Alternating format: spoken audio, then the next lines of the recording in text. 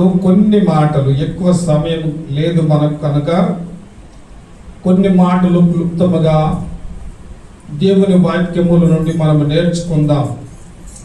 లూకా సువార్త 7వ అధ్యాయము 31వ వచనాన్ని మనం చదువుకుందాం. కాబట్టి ఈ తరము మనుషులను నేను దేనితో పోల్చుదును, వారు దేనిని పోలి ఉన్నారు. ప్రభువైన యేసుక్రీస్తుల వారు స్వయాన ఈ మాటలు చెప్తున్నాడు. చిన్న ప్రార్థన చేసుకొని దేవుని యొక్క మాటలు విన్నాను. మమ్మల్ని మిక్కిలిగా ప్రేమించిన మా ఆరాధన దైవమా, నీకు వందనాలు, స్తుతులు నాయనా, స్తోత్రాలు తండ్రి. నీ మాటలు వివరించుటకు నేను యోగ్యుడను కాదయ్యా తండ్రి. నీ మాటలు తండ్రి 7 మార్లు తండ్రి మట్టి మూసలో పొదిగినటువంటి బంగారము కంటే కూడా విలువైనటువంటి మాటలు తండ్రి. నీకు స్తోత్రాల తండ్రి.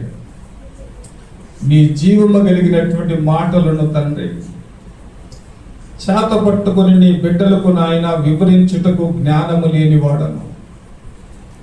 ఈ సమయమందు నన్ను, నా దేహాన్ని నీవు మరుగుపరుచుకొని నీ స్వరాన్ని వినిపించి మీరు మాట్లాడి మహిమ తెచ్చుకోమని యేసయ్య నామములో అడిగి వేడుకొనుచున్నాము తండ్రి.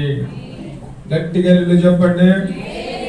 ప్రభువైన యేసుక్రీస్తు సశరీరుడుగా సంచరిస్తున్న దినాలలో కొంతమంది ప్రజలను ఉద్దేశించి ఈ మాట మాట్లాడుతూ ఉన్నాడు. కాబట్టి ఈ తరము మనుషులను నేను దేనితో పోల్చుదును, వారు దేనిని పోలి ఉన్నారు. ఆ ప్రజలను చూసినప్పుడు, ఆ మనుషులను చూసినప్పుడు ప్రభువు ఆశ్చర్యపడ్డాడు. అక్కడ ఎవరున్నారంటే శాస్త్రులు ఉన్నారు, పరిచర్యులు ఉన్నారు, ధర్మశాస్త్ర ఉపదేశకులు ఉన్నారు. వీరు సాధారణమైనటువంటి మనుషులు కాదు. చక్కటి జ్ఞానము కలిగినటువంటి వారు, పాండిత్యము ఎరిగినటువంటి వారు, ధర్మశాస్త్రము ఆది నుండి అంతము వరకు వాళ్ళు చక్కగా చదివి అనేకులకు వివరించగలిగినటువంటి వారు. అలాంటి ప్రజలు చూసినప్పుడు ప్రభువుకు ఆశ్చర్యం కలిగింది. అందుకే అన్నాడు, ఈ మనుషులను నేను, ఈ తరము మనుషులను నేను దేనితో పోల్చాలా అని. అక్కడ ఆయన ఏమంటున్నాడంటే మనము గమనించి చూస్తే, వీరు ఇంత చక్కగా ఆత్మీయంగా ఉండేటటువంటి వారు ఒకరంటారు బాప్టిజం లేదంటారు, కొందరేమంటున్నారంటే వారు బోధించే వారు కానీ దైవ చిత్తాన్ని నెరవేర్చేటటువంటి వారు కానీ కాదు. ఇట్టి ప్రజలను ఉద్దేశించి ఆయన మాట్లాడుతున్నాడు. ఈ తరము మనుషులను నేను దేనితో పోల్చాలా? చాలా జాగ్రత్తగా గమనించండి. మొదటి మనిషి అయినటువంటి ఆదాము ఏమై ఉన్నాడు అని అంటే, ఏదోను తోటల నుండి త్రోసివేయబడ్డాడు. అతడు త్రోసివేయబడటానికి దేవుని యొక్క ఆజ్ఞలను మీరినట్లుగా మనం చూస్తాం. ఆ సమయమందు అవ్వ గర్భవతి అయిన తర్వాత ఒక చిన్న ప్రార్థన చేసింది. ఏమని ప్రార్థన చేసింది? దేవుని దయ వలన నేను ఒక మనిషిని సంపాదించుకున్నాను గనుక అతనికి కయ్యూను అని పేరు పెట్టి, ఈ కయ్యూను యొక్క హృదయంలో ఉండేటటువంటి స్వభావం ఏమిటంటే, తన తమ్ముడైనటువంటి ఏబేలు మీద ఏమి కలిగి ఉన్నాడంటే పగ కలిగి ఉన్నాడు. ఆదిలో ఉండేటటువంటి మనుషుల యొక్క స్వభావాలు ఎంత దారుణముగా ఉన్నాయో నేటి జనము కూడా, నేటి తరములో ఉండేటటువంటి ప్రజలు కూడా అలాంటి పరిస్థితులనే ఉన్నట్లుగా మనం చూస్తున్నాము. చాలా జాగ్రత్తగా గమనించండి. అబ్రహాముకు శారాకు సంతానము లేదు. ఇది గమనించినటువంటి శారా భర్త మీద, అబ్రహాము మీద ప్రేమను పెంచుకొని తన దాసి అయినటువంటి ఆగారునిచ్చింది. అబ్రహాము నీతిమంతుడే, అబ్రహాము విశ్వాసము కలిగిన వాడే, అబ్రహాము దేవునికి భయపడినటువంటి వాడే. కానీ ఈ పాడు పని నేను ఎందుకమ్మా, ఈ పాడు పని నీవుండగా ఈ పాడు పని నాకెందుకని చెప్పి అనలా. ఎప్పుడైతే ఆ పాడు పనిలో పాలు పొందాడో, అగారు గర్భవతి కుమారుని కంటే ఆ కుమారునికి ఏ పేరు పెట్టిందంటే అడవి గాడిద. ఎంతమందికి అర్థమవుతుంది నేను చెప్పే విషయాలు? ఒకసారి చేతులు ఎత్తి గట్టిగా ఎల్లు చెప్పండి. ఇలాగ మనము గమనించి చూస్తే ఆ తరము మనుషులు ఆ విధమైనటువంటి ఉద్దేశాలు కలిగి ఉన్నారు. కాబట్టి ఈ తరము మనుషులను నేను దేనితో పోల్చుదునని చెప్పి ప్రభు సెలవిస్తూ ఉన్నాడు. ఈ అంత్య దినాలలో మనుషులు ఎలా ఉన్నారు, వారి స్వభావాలు ఎలా ఉన్నాయంటే దేవుని కంటే కూడా సుఖానుభవాన్ని ఎక్కువగా కోరుకునే మనుషులు ఉన్నారు. ఎవరికంటే శ్రమలు అవసరం లేదు, బాధలను కోరుకోరు. సుఖాన్ని ఎవరికంటే ఎక్కువగా, దేవుని కంటే ఎక్కువగా సుఖాన్ని కోరుకునేటటువంటి మనుషులను మనం చూస్తూ ఉంటాం. ఇక్కడ ఒక మాట యాకోబు భక్తుడు సెలవిస్తున్నాడు. యాకోబుకు రాసినటువంటి పత్రిక 5వ అధ్యాయము 17వ వాక్యాన్ని మనం చదువుదాం. ఏలియా మన వంటి స్వభావము కలిగిన మనుషుడే, వర్షింపకున్నట్లు అతడు ఆసక్తితో ప్రార్థన చేయగా 3.5 సంవత్సరాల వరకు భూమి మీద వర్షము పడలేదు. మన వల్ల స్వభావము కలిగిన మనుషుడే.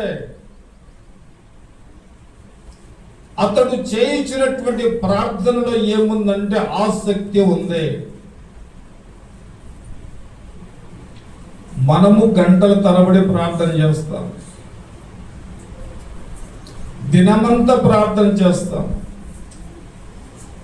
రక్షింపబడిన నాటి నుండి నేటి వరకు ప్రార్థనలు చేస్తా ఉన్నాం. మరి ఆయన కూడా మనవలి స్వభావం కలిగిన మనిషే. కానీ ఆ యొక్క స్వభావములో ఏమి ఉన్నది? ఆయన ప్రార్థన జీవితము లాంటి ఆసక్తి ఉన్నది. దేవునికి స్తోత్రము కలుగును గాక.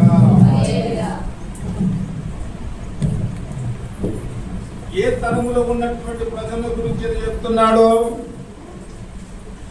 ఈ తరము మనుషులను నేను దేనితో పోలుస్తును అని చెప్పి ఆయన మాట్లాడుతున్నాడు. ప్రభువైన యేసుక్రీస్తు సంచరించుచున్న ఆ దినాలలో ఏ స్వభావాలు కలిగినటువంటి మనుషులు ఉన్నారో, నేటి తరములో ఉండేటటువంటి మనుషుల యొక్క స్వభావాలను ఆత్మీయంగా మనము పరిశీలన చేసి కొన్ని విషయాలను మనము తేటతెల్లముగా నేర్చుకుందాము. సమయం లేదు కనుక నేను త్వరగా కొంచెముగా మీకు వివరించాలని ఆశపడుతూ ఉన్నాను. చూద్దామా ఈ తరము మనుషులు ఎలా ఉన్నారో. మార్కు సువార్త 9వ అధ్యాయం. ఈ తరము మనుషులు ఎలా ఉన్నారో వాక్యము చెబుతుంది, చూడండి. మార్కు సువార్త 9వ అధ్యాయము 19వ వాక్యము. అందుకైన విశ్వాసము లేని తరము, అందరూ గట్టిగా స్తోత్రం చెప్పండి. ఈ తరములో ఉండేటటువంటి మనుషులు విశ్వాసము లేని తరము. మన పితరులు ఎందరో విశ్వాసము ద్వారా రాజ్యాలను జయించినారని దేవుని యొక్క వాక్యము తెలియజేస్తే, ఈ తరములో ఉండేటటువంటి విశ్వాసులకు ఏమి లేదట, విశ్వాసులే కానీ విశ్వాసము లేని తరము.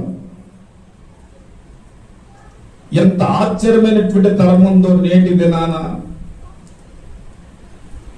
నేటి తరము ఎలాగ ఉన్నది? ఈ తరము మనుషులు ఎలాగ ఉన్నారంటే విశ్వాసము లేనటువంటి తరము. విశ్వాసము ఉందని మన జీవితం మనం భ్రమపడుతున్నాము, కానీ మనకు విశ్వాసము లేదా?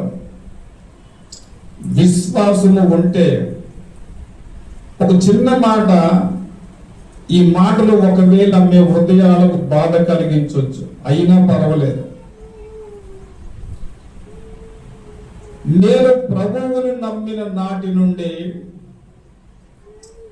నేటి వరకు ఏ సేవకునికైనా ఫోన్ చేసైనా కానీ, ప్రత్యేకంగా వారితో కలిసి కానీ, ఒక సంఘముతో తప్ప నాకు పరిస్థితి ఈ రకంగా ఉంది, ప్రార్థన చెయ్యని చెప్పిన దాఖలు లేవు. ఏ విశ్వాసాన్ని అయితే మనము కలిగి ఉన్నామో ఆ విశ్వాసములోనే మనము స్థిరపరచబడి ఉండాలి. ఇక్కడ చాలా జాగ్రత్తగా గమనించండి.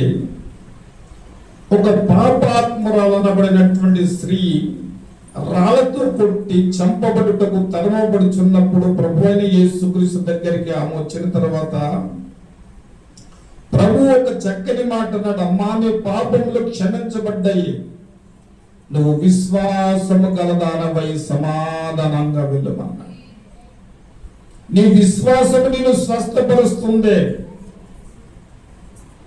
నీ విశ్వాసము నిన్ను స్వస్థపరుస్తుంది అని అన్నప్పుడు మనము దేనిపై ఆధారపడి మన విశ్వాస జీవితంలో ఉండాలి అని అంటే దేవుని పైన ఆధారపడి ఉండాలి. దేవునికి తెలియకుండా నీ కుటుంబంలో కానీ, సమాజంలో కానీ, సంఘములో కానీ ఏది జరగదు. ఆయనకి తెలియకుండా భూమి మీద ఏమైనా జరుగుద్దా? అయితే మన విశ్వాసం ఎలా ఉండాలా? ఇక్కడ ఒక మాట మనం చూద్దాం. ఏప్రిల్కు రాసినటువంటి పత్రిక 11:6.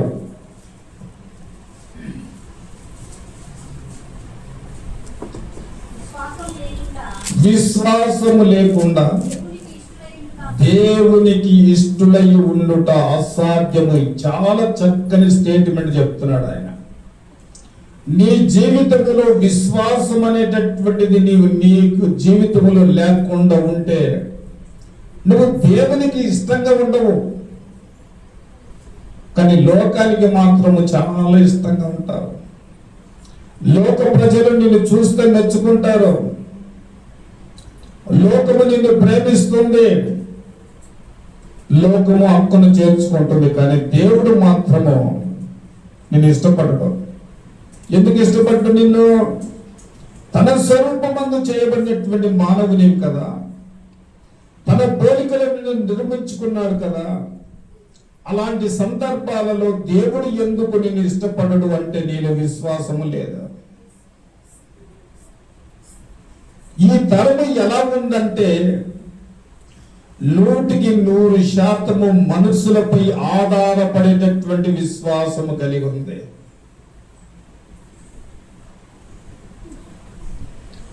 ప్రపంచంలో నువ్వు ఎక్కడికి వెళ్ళినా నీ విశ్వాసము స్థిరంగా లేకపోతే దేవుడు నిన్ను ఇష్టపడడు. అందుకే ప్రభు అన్నాడు, నమ్ముట నీ వలనైతే నమ్మువానికి సమస్తము సాధ్యం. ఇవన్నీ ఎక్కడికి పోతాయి ఆ టైంలో? ఈ జీవ గ్రంథములో వ్రాయబడినటువంటి మాటలన్నీ అనారోగ్య సంబంధమైనటువంటి పరిస్థితులు,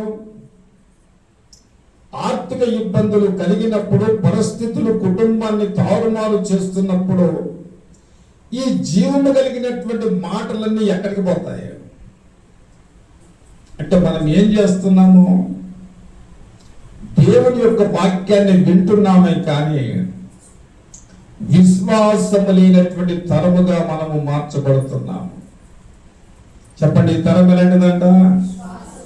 విశ్వాసము లేని తరము. ఈ ఏప్రిల్కు రాసిన పత్రిక 11వ అధ్యాయం అంతా మీరు ఇంటికి వెళ్ళి చదువుకోండి. ఈ విశ్వాసుల యొక్క జాబితా పట్టికల గురించి చాలా చక్కగా వ్రాయబడి ఉంది. రెండో తిమోతిలకు రాసిన పత్రిక 1వ అధ్యాయము 5వ వాక్యములో అపోస్తలుడైనటువంటి పౌలు తిమోతిని ఉద్దేశించి మాట్లాడుతూ అంటాడు, నా ప్రార్థన యందు ఎడతెగక నిన్ను జ్ఞాపకము చేసుకొనుచు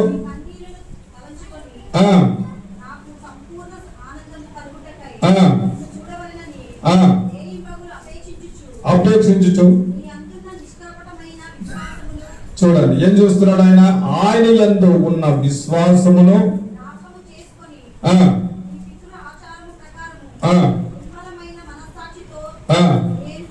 రెండో తిమోతి 1:5 ఆ విశ్వాసము మొదట నీ అవ్వయైన లోయలోను నీ తల్లి అయిన యూదేయలోను వసించెను చూశాను. తిమోతి, ఓ యవ్వనుడా, ఇప్పుడు కాదు నీ జీవితంలో నేను విశ్వాసము కలిగి ఉన్నది. ఈ విశ్వాసం ఎక్కడ ప్రారంభమైంది? నీ తల్లిలో ప్రారంభమైంది విశ్వాసము. ఆ తర్వాత నీ అవ్వలో ప్రారంభమైంది. ఎక్కడ నీ తల్లిలో విశ్వాసము ప్రారంభమైందో అదే విశ్వాసము నీలో నేను చూస్తున్నానని చెప్పి తిమోతితో ఆయన మాట్లాడుతున్నాడు. దేవునికి స్తోత్రం చెప్పండి. ఇప్పుడు మన బిడ్డలు విశ్వాసములో వారి యాత్ర కొనసాగించబడాలి అంటే మొట్టమొదటి ఎవరికి ఉండాలి విశ్వాసము? ఇప్పుడు తిమోతిని ఎవరిని ఉద్దేశించి ఆయన మాట్లాడుతున్నాడో ఆయనకు ఉండేటటువంటి విశ్వాసాన్ని బట్టి ఆయన కొరకు అనుదినము కూడా మానక దైవజనుడు ప్రార్థన చేస్తున్నాడు. మానక అనుదినము ప్రార్థన చేయడానికి ప్రధాన కారణం ఏమిటంటే అతనిలో ఉండేటటువంటి విశ్వాసం. ఈ విశ్వాసం ఎలా వచ్చింది? తన తల్లిలో నుండి వచ్చింది, తన అవ్వల నుండి వచ్చింది.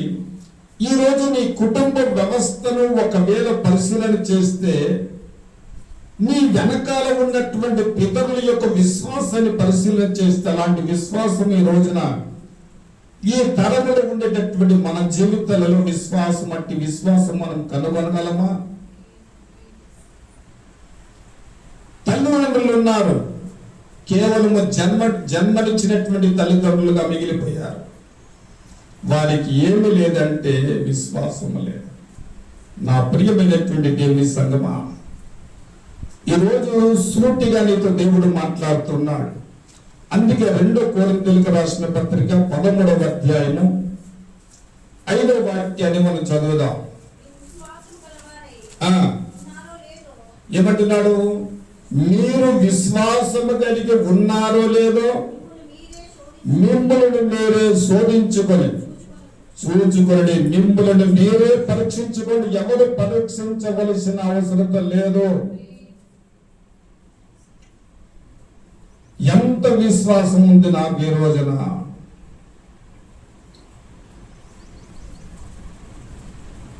ఎలాంటి విశ్వాస యాత్ర నా జీవితంలో నేను చేస్తూ ఉన్నాను? ఈ లోకములో మనం యాత్రికులము, పరదేశులమై ఉన్నాము.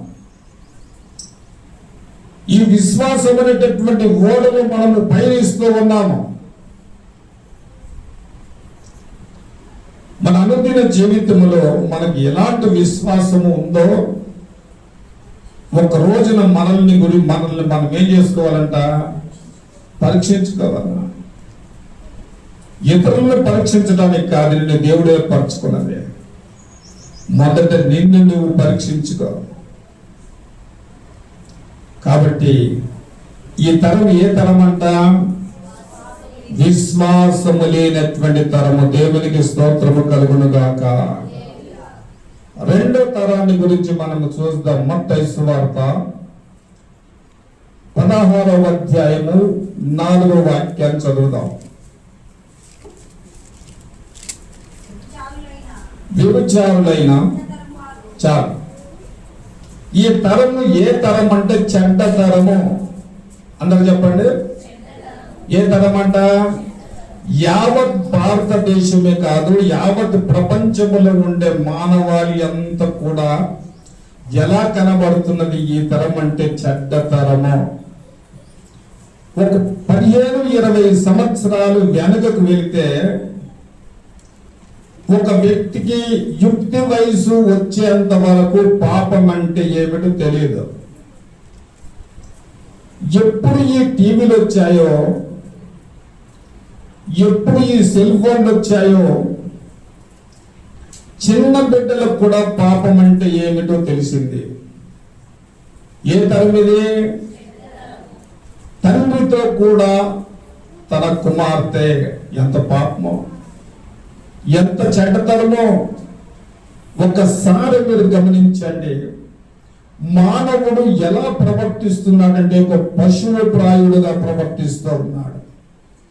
వాయు వర్షలు లేనటువంటి స్థితిలో ప్రవర్తిస్తున్నాడు. ఏ తరం ఇది? చెడ్డతరమో.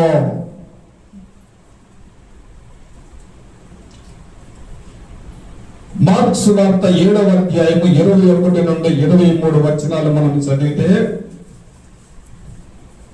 మానవుని యొక్క జీవితములో, వారి హృదయములో చెడు కలగడానికి ప్రధాన కేంద్రమై ఉన్నటువంటి హృదయాన్ని ఆయన జ్ఞాపకం చేస్తుంటాడు. లోపల నుండి అనగా మనుషుల హృదయములో నుండి దురాలోచన, జారత్వము, దొంగతనము, నరాత్య, వ్యభిచారము, లోభమును, చెడుతనమును, కామ వికారమును, మత్సరమును, దేవదూషణయు, ఆంబమును, అవివేకమును వచ్చును. ఈ చెడ్డవన్నీ అంటే మానవుని హృదయములో నుండి వచ్చును. అంటే ఏమై ఉన్నది తరము? ఒక విషయాన్ని గమనించండి.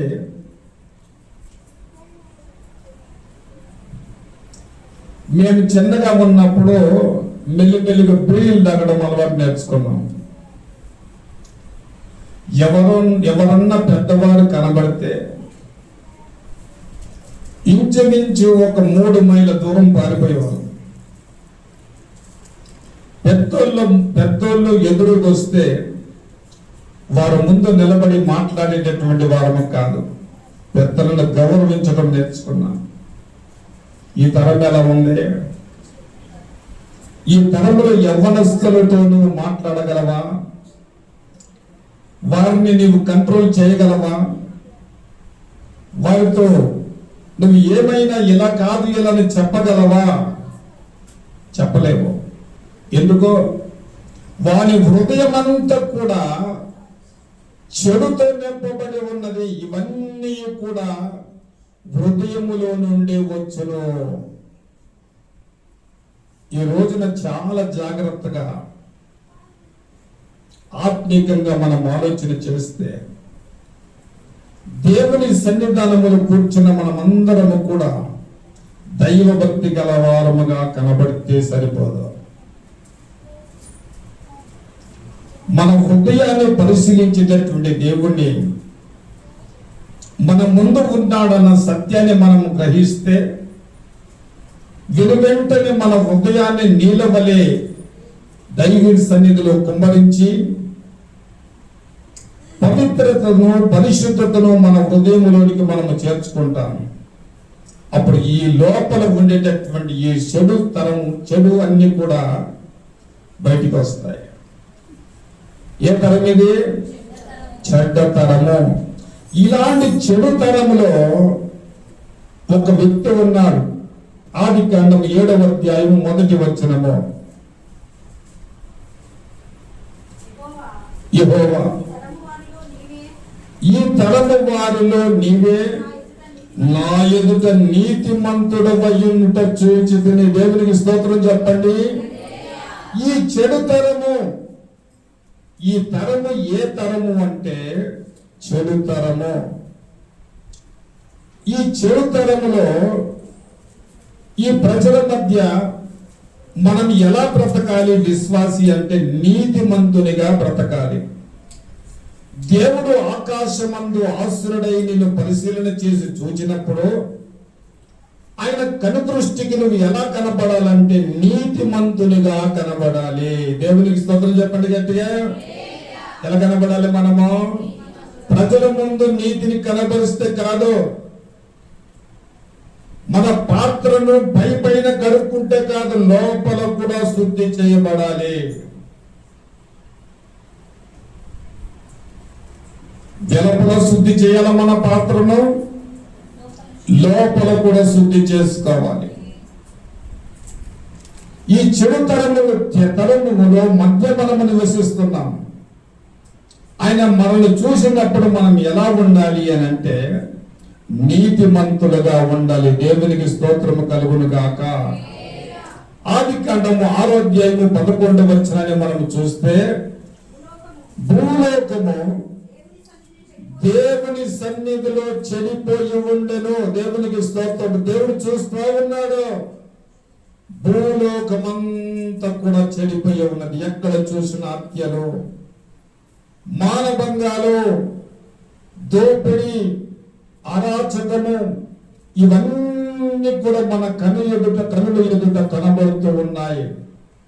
ముక్కు పచ్చలారనటువంటి పసిబిడ్డలతో అత్యాచారాన్ని చేసి చంపివేస్తూ ఉన్నారు. ఏ తరం ఇది? చెడ్డ తరము. నా ప్రియమైనటువంటి దేవుని సంగమా, భూలోకమంతా కూడా చెడిపోయి ఉన్నది. నెమ్మది లేదు మానవుని యొక్క జీవితంలో, సమాధానము లేదు, ఆనందము లేదు. ఏ తరములో మనం ఉంటున్నాము? చెడు తరములో ఉంటున్నాము. ఇర్మియా గ్రంథము 23వ అధ్యాయము 11వ వచనాన్ని మనం చదివితే, 23వ అధ్యాయము 11, ఇర్మియా 23:11. ప్రవక్తలేని, యాజకులేని అందరూ అపవిత్రులు నా మందిరములో. ఎక్కడమ్మా? చాలా ఆశ్చర్యం కదా. దేవుని ఆరాధించుకునేటటువంటి మందిరములో చెడుతనము కనబడుతుందని మాట్లాడుతున్నాడు. అక్కడ ఎవరున్నారట? యాజకులు ఉన్నారు. ఎవరున్నారు? ప్రవక్తలు ఉన్నారు. ఇతరులకు మార్గము చూపించే మార్గదర్శకులుగా ఉన్నటువంటి వారిని ఉద్దేశించి ఆయన మాట్లాడుతూ ఉన్నాడు. ఒక న్యూస్ చూసి నేను ఆశ్చర్యపోయాను. పలాని పాస్టర్ నమ్మించి నన్ను మోసం చేశాడని చెప్పి ఒక సహోదరి స్టేట్మెంట్ ఇస్తే, నిజంగా వీళ్ళు ఎలా పాస్టర్లు అయ్యారు అనేటటువంటి కోణములో నా మనసులో నేను చాలా బాధపడ్డాను. మందిరములలో అపవిత్రత. ఏ మంచి భక్తుడే, మంచి యాజకత్వం కలిగిన వాడే తనకు కలిగినటువంటి కుమారులను కంట్రోల్ చేయక దేవాలయమునకు వచ్చుచున్నటువంటి వారితో వారు పాపము చేస్తూ వచ్చారు. మందిరంలో ఏమి కనబడుతున్నది? చెడుతనము కనబడుతున్నది.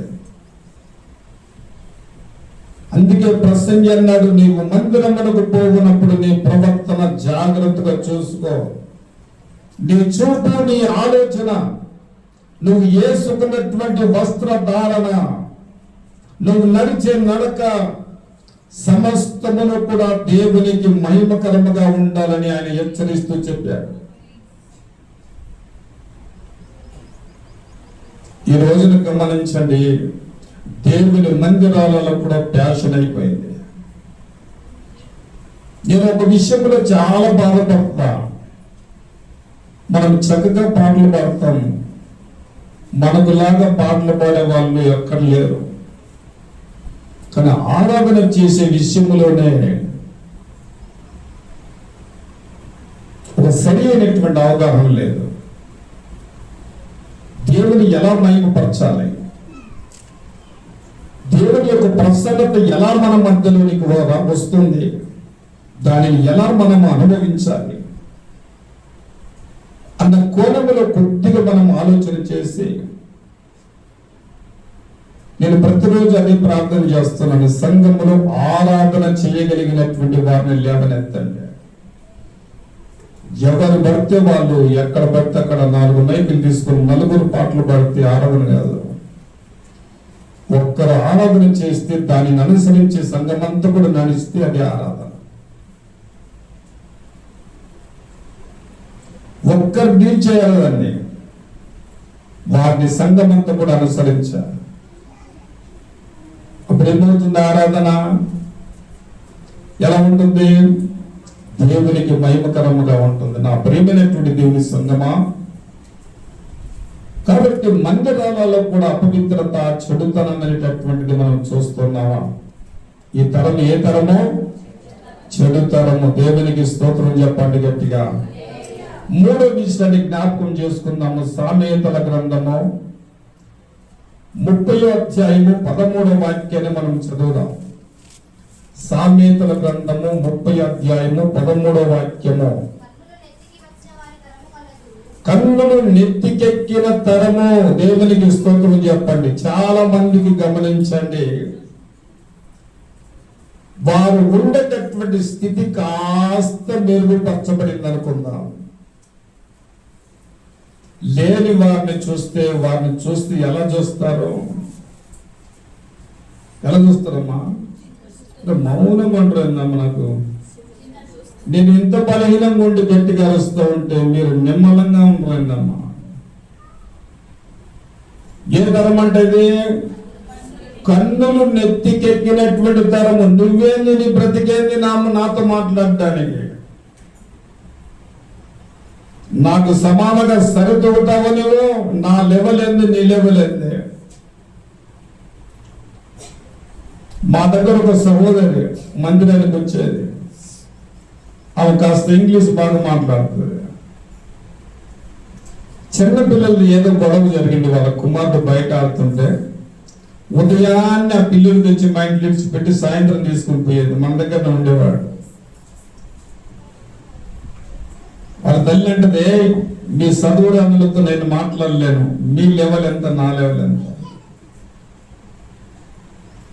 ఏ తరం ఇది? కాస్త మన స్థితులు మెరుగుపరచబడితే మనకి ఎక్కడికి ఎక్కుతాయి అంట కన్నులు? అమ్మా సరిగా చెప్పలా. మన కన్నులు ఎక్కడికి ఎక్కుతాయి? నెత్తి మీదకి ఎక్కుతాయి. అది ఎక్కొద్దు. ఈ తరం ఎలా ఉందంట? కన్నులు నెత్తికెక్కినటువంటి తరము. నెబుకద్నెజరు తన హృదయములు అనుకున్నాడు, నేను లేకపోతే ఈ రాజ్యమే లేదు, ఈ రాజ్యాన్ని కట్టింది ఎవరో నేనే అని తన హృదయములో గర్వపడితే దేవుడు తన గర్వాన్ని అణిచి తన కన్ను నెత్తికెక్కుట చూచి అరణ్యములకు తీసుకెళ్ళి ఏం తినిపించాడు? గడ్డిని మేపించాడు. ఈ తరము ఎలాంటిదంటే కన్నులు నెత్తికెక్కినటువంటి తరము. దేవునికి స్తోత్రం చెప్పండి. 1 తిమోతిలకు రాసిన పత్రిక 3వ అధ్యాయము 6వ వచనాన్ని చదువుదాం.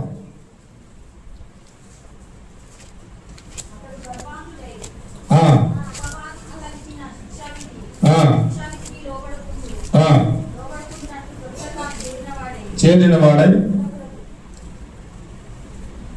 1 తిమోతి 3:6 అధ్యక్ష పదవిని కోరినవాడు. 1 తిమోతి 3:6 3:1 చదువు.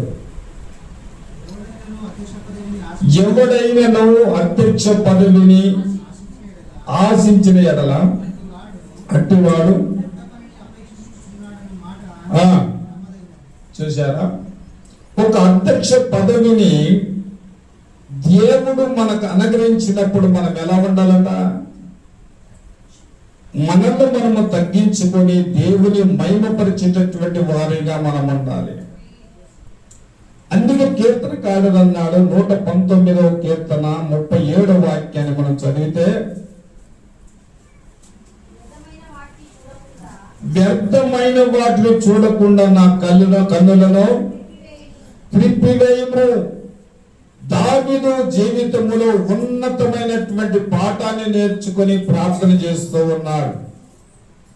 అయ్యా, ఈ కన్నులతో చూసి నేను పాపం చేశాను, కానీ ఇక మీదట ఈ లోకములో నేను జీవించిన జీవిత కాలం అంతా కూడా వ్యర్థమైన వాటిని చూడకుండా నా కన్నులు త్రిప్పివేయి ప్రభువా, నా వల్ల కాదు.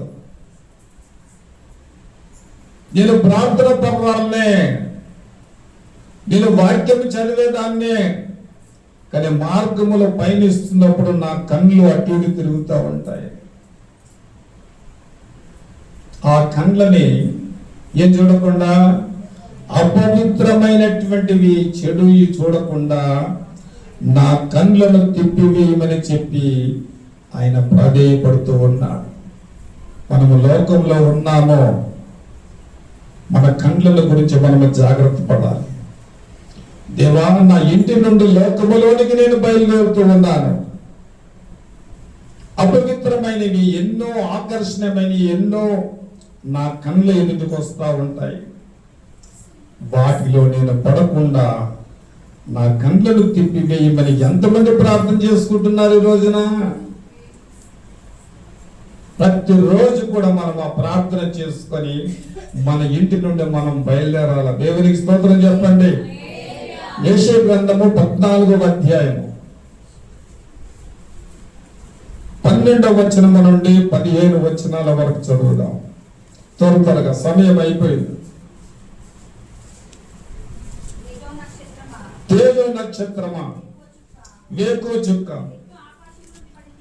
ఎట్లు ఆకాశము నుండి పడితివి, జనములను పడగొట్టిన నీవు నేల మట్టు వరకు ఎలా నరకబడితివి.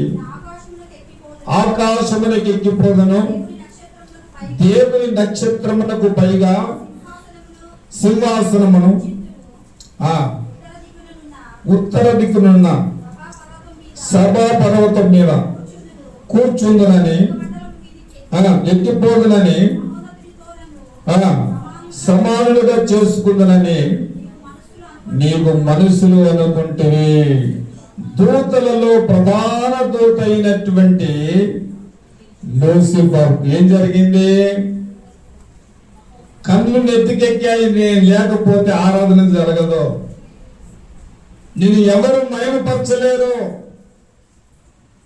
నీకు ఎన్ని శక్తులు ఉన్నాయో అన్ని శక్తులు నాకున్నాయి అని తనలో తానేం చేసిందంటే కన్నులు నెత్తికెక్కినటువంటి స్థితిలో ప్రవర్తించింది. దేవుడు ఆ పరిస్థితిని గమనించి ఒక్క తన్నుదంటే ఎక్కడికి వచ్చి పడ్డది? భూలోకానికి వచ్చి పడ్డది. చాలా సౌందర్యం కలిగినటువంటిది. ఎంత సౌందర్యం కలిగినటువంటిది అంటే అంత సౌందర్యం కలిగినటువంటిది. నా ప్రియమైనటువంటి ప్రియ దేవుని సంగమా, ఏ తరములో మనం ఉన్నాము అంటే కన్నులు నెత్తికెక్కినటువంటి తరము. దేని చూసుకొని కొంతమంది గర్వపడతారో తెలియదు. ఆ గర్వము,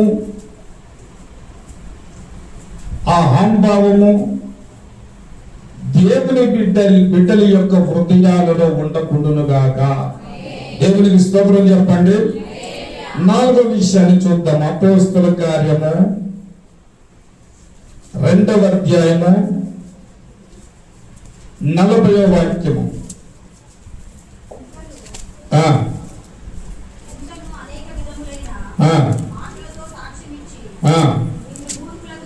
మూర్ఖులకు ఈ తరము. ఈ తరమే తరమట, మూర్ఖులకు ఈ తరము.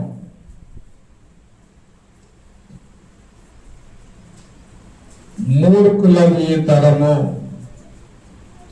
కొంతమంది దేవుని బిడ్డల గురించి మాట్లాడేటటువంటి మాటలు నిజంగా రోసాన్ని కలిగించే మాటలు.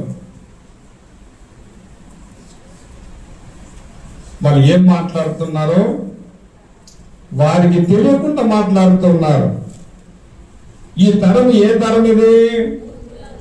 మూర్ఖుల తరము. అందరు చెప్పండి గట్టిగా, మూర్ఖుల తరము. ఈ మూర్ఖుల తరములో నివసిస్తున్నటువంటి దేవుని బిడ్డలు వారి జీవిత విధానం ఎలా ఉండాలి ఈ మూర్ఖుల తరముల మధ్య అని మనం ఆలోచిస్తే, ఫిలిప్పీయులకు రాసిన పత్రిక 2వ అధ్యాయము 14 నుండి 16 వచనాలు చదువుదాం.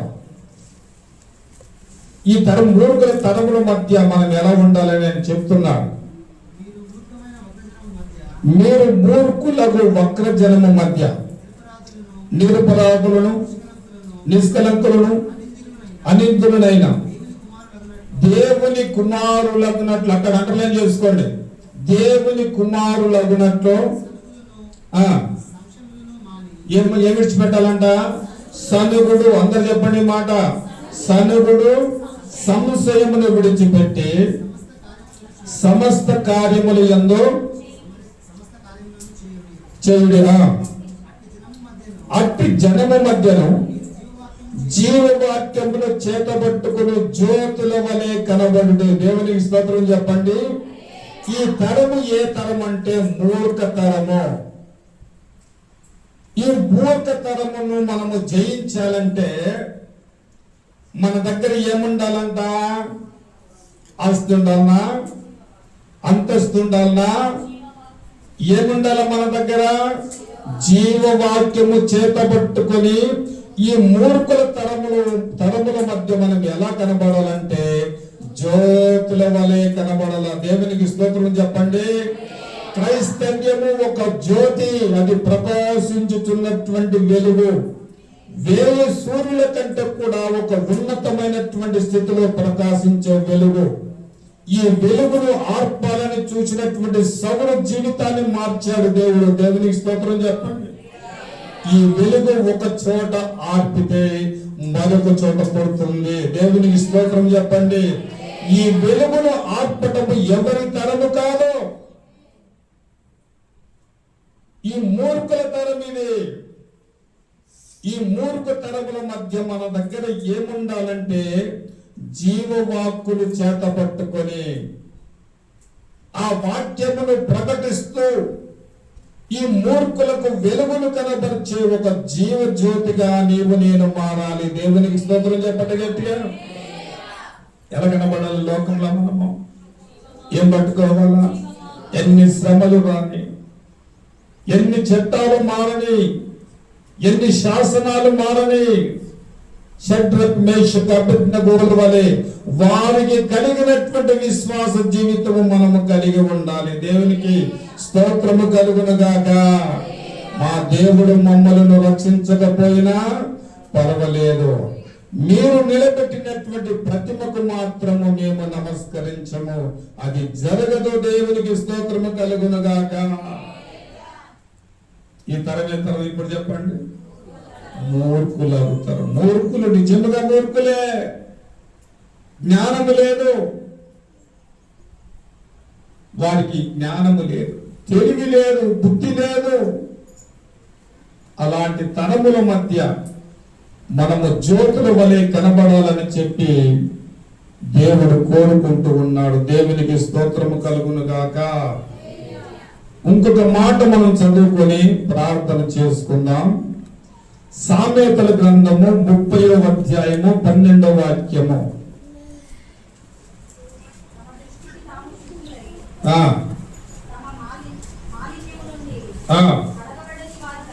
చాలు. ఈ సామెతల గ్రంథము 30వ అధ్యాయము 12వ వాక్యాన్ని మనము గమనిస్తే, ఈ తరము ఎలాంటిదంటే తమ దృష్టికి తామే శుద్ధులము అనుకునేటటువంటి తరము. నాకేం తక్కువ, నేను రక్షణ పొందాను, నేను ప్రతి వారము దేవుని మందిరానికి వెళ్తాను, కానుకలు ఇస్తాను, దశంభాగాలు ఇస్తాను, సువార్తకు వెళ్తాను, బైబిల్ చదువుకుంటాను, ప్రార్థన చేసుకుంటాను. ఇన్ని చేసుకున్న నేను ఏమై ఉండాలి ఇప్పుడు మనము? చెప్పండి అమ్మా. ఏ తరము? ఎవరికి వారే. ఏ తరం ఈ తరము? తమకు తానే శుద్ధులమని అనుకునేటటువంటి తరము. వేరేతో నాకు లెక్కలేదయ్యా. మా కుటుంబం ఉదయము, మధ్యాహ్నము, సాయంత్రం ఎప్పటికీ ప్రార్థన నడుస్తుంది, ఎప్పుడూ వాక్య ధ్యానం ఉంటుంది. మేము ఎలాంటి వారము? అందరు చెప్పండి. అందరు చెప్తే కదా నాకు కూడా జరగదు, ఉద్యోగం వస్తుంది. తమ దృష్టికి తామే సొత్తులను అనుకునేటటువంటి తరము. దేవునికి స్తోత్రం చెప్పు గట్టిగా. ప్రతిరోజు ఇలాంటి వారు ఏమి చేయబడాలంటే యేసు రక్తముతో కడగబడుతూ ఉండాలి. ఒక్కసారి గమనించండి, ఒక్క చూపుతోనే పడిపోయినటువంటి దావీదు మరలేమన్నాడు? ఏమన్నాడు? అయ్యా, ఈ లోకములో మరి అలాంటి చూపు నాకు ఉండకుండా దాన్ని త్రిప్పివేయి అన్నాడు.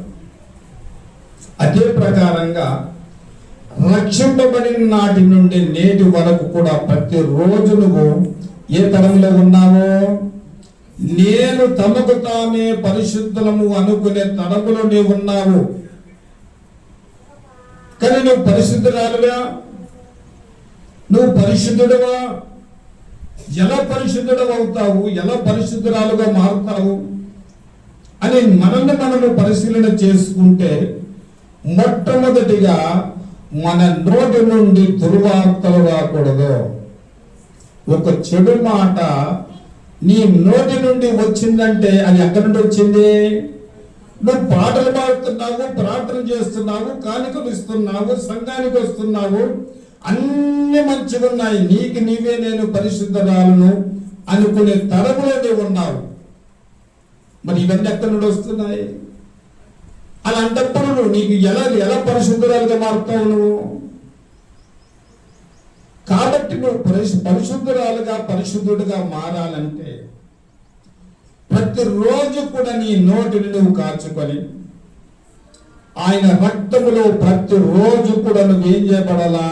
కడగబడాలి. ఎందుకు కడగబడాలి? అక్కడ వాక్యాన్ని మనం గమనిస్తే, వీళ్ళు పరిశుద్ధులు అనేటటువంటి తరం వారు వీరు, కానీ వీళ్ళు ఏం చేయరట? వారికి ఉండేటటువంటి మాలిన్యమును మాత్రము కడుక్కోరు. ఎంత ప్రమాదకరమైనటువంటి స్థితిలో ఈ రోజున ఈ తరం ఉందో ఆలోచించారు. మా ఎవరు నిద్రపోతున్నట్టు చూడండి. గట్టిగా వెళ్ళి చెప్పండి. ఇప్పుడు ప్రమాదంలో ఉందా లేదా ఈ తరము? అందరు చెప్పండి. ఇప్పుడు ఈ ప్రమాదముల నుండి తప్పించబడాలంటే ప్రతిరోజు ఒక్కసారి కడగబడితే కాదు, ప్రతిరోజు కూడా ఇలాంటి వారు యేసు రక్తముతో కడగబడాలి.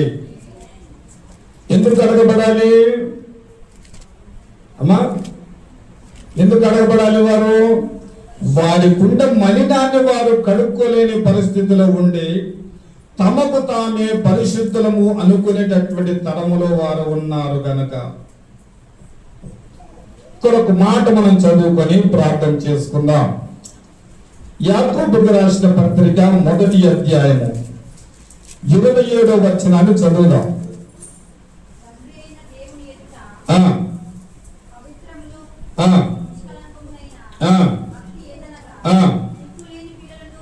నిజమైన భక్తి ఏదనగా, ఈ మాట అండర్లైన్ చేసుకోండి, దిక్కులేని పిల్లలను, విధవరాళ్లను ఇబ్బందులలో పరామర్శించుటయు, ఇహలోక మాలిన్యము తనకంటకుండా తనను తాను కాపాడుకొనుటయే. 4 విషయాలు చెప్పాడు. చాలా శ్రేష్టమైనటువంటి విషయాలు చెప్పాడు. నిజమైనటువంటి పరిశుద్ధత ఏమిటో ఆయన జ్ఞాపకం చేస్తున్నాడు. ఏం చేయాలంట? మొట్టమొదటిది ఎవరిని? దిక్కులేని పిల్లలని, విధవరాళ్లను, కష్టాలలో ఉండేటటువంటి వారిని. చాలా జాగ్రత్తగా మాటలు నోట్ చేసుకోండి. కష్టాల్లో ఉండేటటువంటి వారి దగ్గరికి ఒకరు కష్టాల్లో ఉన్నారు అని తెలిసిందనుకో, సంఘము పరిగెత్తుకుంటూ వారి దగ్గరికి వెళ్ళి వారిని పరామర్శించి వారికి చేయవలసినటువంటి సహాయములు చేసి ఆ తర్వాత ఏమన్నాడు? చదవండి అమ్మా. ఇవి కనుక నువ్వు చేస్తే ఇహలోక మాలిన్యము నువ్వు వంటకుండా నిన్ను నువ్వేం చేసుకుంటావు? ఇది నిజమైనటువంటి పరిశుద్ధత. ఎంతమంది చేస్తున్నాం? ఎంతమంది చేస్తున్నాం? ఎంతమంది మనం అనుసరిస్తూ ఉన్నాం? సంఘంలో చాలా మంది పేదవాళ్ళు ఉన్నారు. నేను ఇంతకు ముందు కూడా మీకు చెప్పాను, చాలా మంది ఉన్నారు. వారి నిమిత్తము సంఘం ఏ బాధ్యత వహిస్తూ ఉంది? తమకు తామే పరిశుద్ధులమనే తరములో మనం ఒకవేళ ఉంటే నిజంగా మనకు కలిగిన మాలిన్యాన్ని మనము కడుగుకోకుండా మనకు మనమే పరిశుద్ధులు మనకుంటే సరిపోదు. నిజమైనటువంటి పరిశుద్ధతలోనికి నువ్వు నడిపించబడాలంటే ఈ సద్గుణాలు నీ విశ్వాస జీవితానికి అవసరము.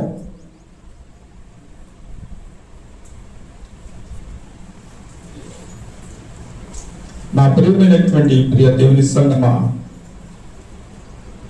ఇలాంటి తరము వారు ఉన్నారు కాబట్టి ప్రభు అన్నాడు, ఈ మనుషుల్ని ఈ తరము మనుషులు నేను దేనితో పోల్చాలా? ఎంత బాధ కలిగి ఆ మాట అంటున్నాడో ఒకసారి జ్ఞాపకం చేసుకోండి. కాబట్టి తరము మనుషులను నేను దేనితో పోల్చుదును? వారిని ఏమంటున్నాడు? దేనిని పోలి ఉన్నారు ఆయన ప్రశ్నిస్తూ ఉన్నారు. సూటిగా నీ హృదయముతో నాతో ప్రభు మాట్లాడుతున్నాడు. నిజంగా విశ్వాసము కలిగినటువంటి తరమా మనది, విశ్వాసము లేని తరములో మనం అంటున్నామా? ముందు డాక్టర్ దగ్గరికి వెళ్ళి గోళ్ళు వేసుకొని వచ్చి సాక్ష్యం చెప్తాం. ఏమని చెప్తాము? కాస్త ఆరోగ్యం బాగైందే, నాకు ఇప్పుడు దేవుడు ప్రార్థన చేశాడు పాస్టర్ గారు, మాకు చాలా మంచిగా ఆరోగ్యం. ఆయన మందులు బాగు చేసేయా లేకుంటే విశ్వాసంతో చేసిన ప్రార్థన బాగు చేసిందా? ముందు ఎక్కడికి వెళ్ళావు?